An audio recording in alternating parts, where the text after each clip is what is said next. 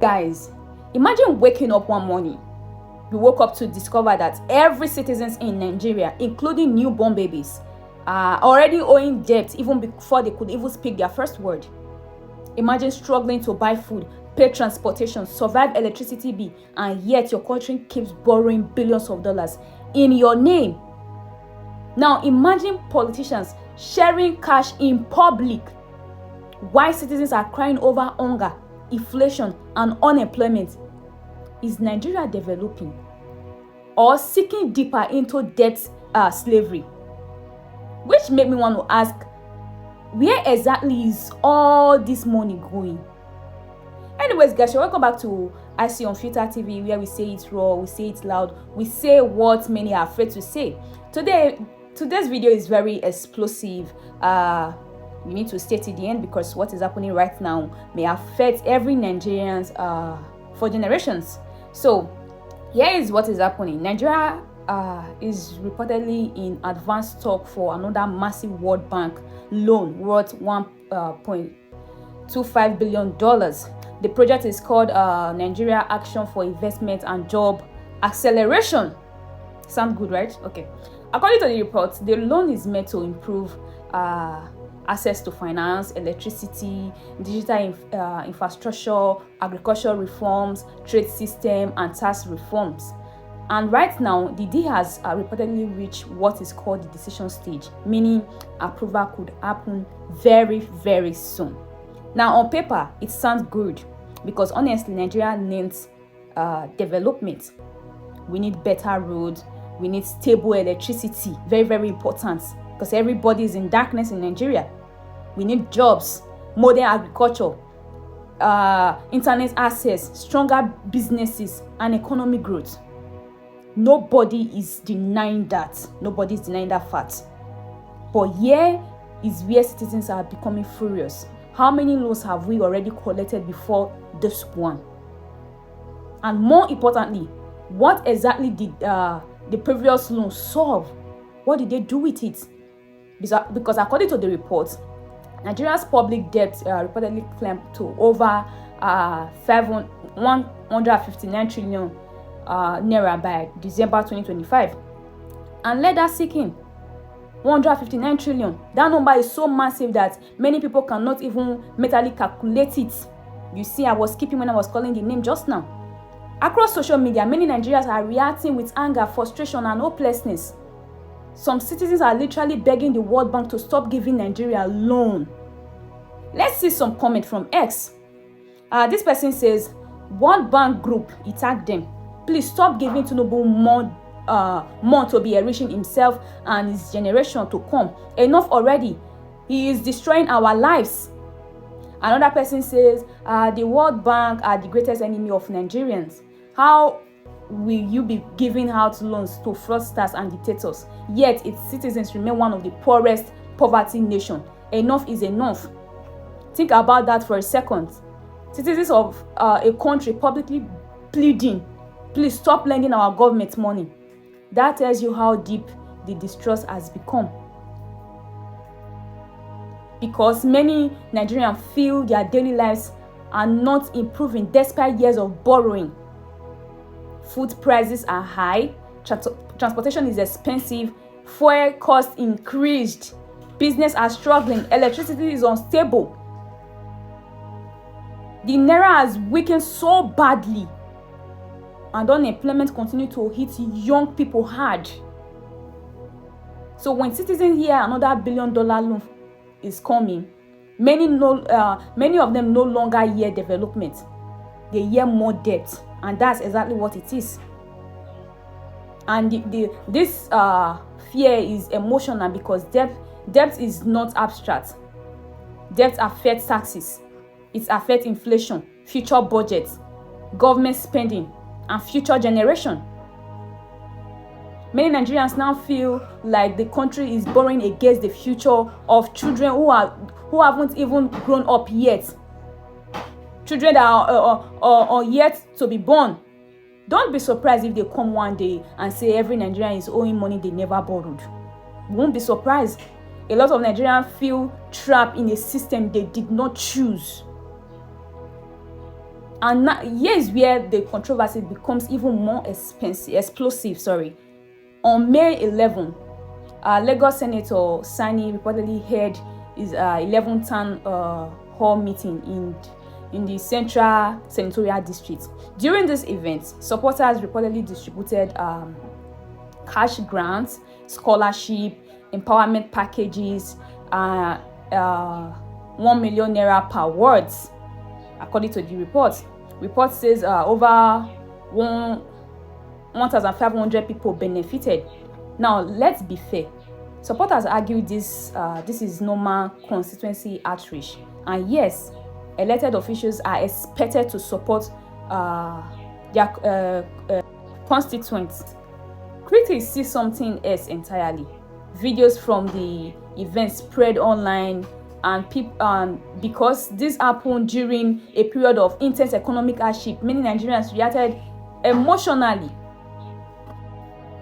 Some of the critics include F. Young, a lawyer, and Erufai, a broadcaster, who question whether this is just a support or it's a vote buying, especially because the event also reported including endorsement for President Tinubu 2027 re-election. And here's the video.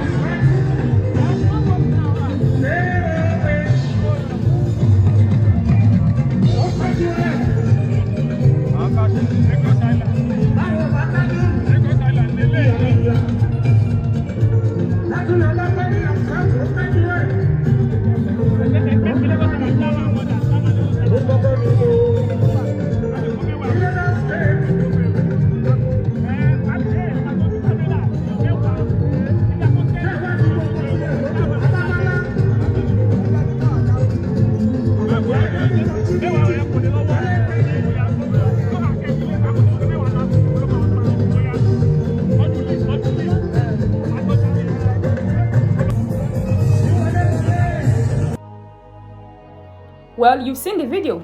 Now, legally, accusations are not conviction. Very important. No court has declared the event illegal, and there is currently no public evidence proving criminal wrongdoing.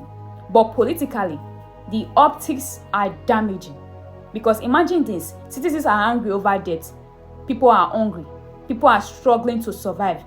Then suddenly videos emerge of politicians and supporters sharing money in public.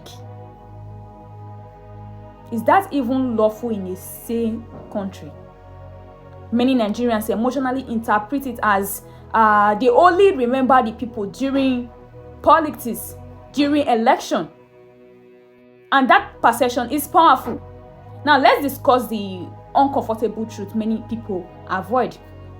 Poverty has become political power in Nigeria. And that is dangerous, because when citizens are economically desperate, small financial gain suddenly becomes a survival tool. A bag of rice becomes a political influence. Transport money becomes a political loyalty. A scholarship becomes emotional control. And many citizens are now asking, if billions are borrowed in our name, why are we still poor? Why are we still struggling in Nigeria? Why is nothing working here? And that question is haunting the country, because ideally, after years of borrowing, citizens expect visible transformation, not just speeches, not just announcements, not just ceremonies. People want to see stable electricity, working industries, affordable food, better healthcare, and actual opportunities. The only opportunities young people now have is social media, influencing. Instead, frustration is growing, especially among young Nigerians. Reports also surfaced about alleged tension among some APC governors concerning accusation tied to misuse of funds connected to a group associated with the renewed hope agenda. Again, no direct link has been publicly proven between those reports and Lagos town hall events. and that distinction matter. But in politics, perception matter almost as much as proof does. So when citizens already distrust government spending, and when they hear reports of internal fight over money, it deepens their suspicion. People begin to ask, who is monitoring these funds? Who is auditing this project? Who is being held accountable? Because trust is collapsing. And once citizens stop trusting leadership, every government action becomes suspicious, just as it is in Nigeria right now. Even legitimate ones, they will still ask questions, are you sure? Now, let's balance this conversation properly. Not all borrowing is bad. Every major economy borrow. The United States borrow, China borrow, European countries borrow. Loan can help build infrastructure, railways, electricity, education, technology, industries. But the real issue is this. What is the return on the borrowing? What is the return? If a country borrows money and use it productively, the economy can grow enough to repay the debt. But if borrowing disappear into corruption, waste, and political patronage or failed projects, then citizens suffer while debts keep growing. That is the fear many Nigerians have now. People are no longer asking, did we borrow? They are asking, what did we gain from the borrowing? Behind all the politics and economic analysis are real human beings.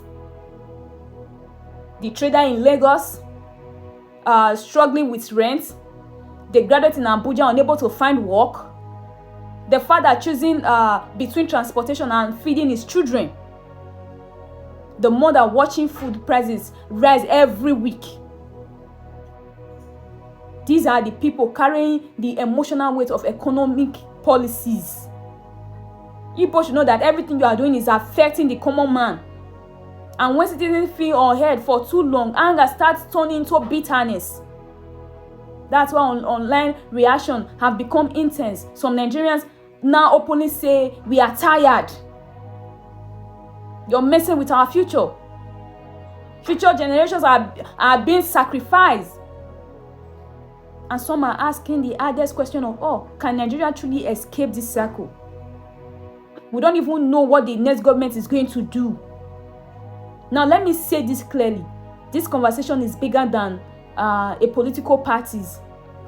It's bigger than APC. It's bigger than PDP. It's bigger than every other political party. It's bigger than social media fights. This is about accountability, because whether you support the government or oppose it, one fact remains.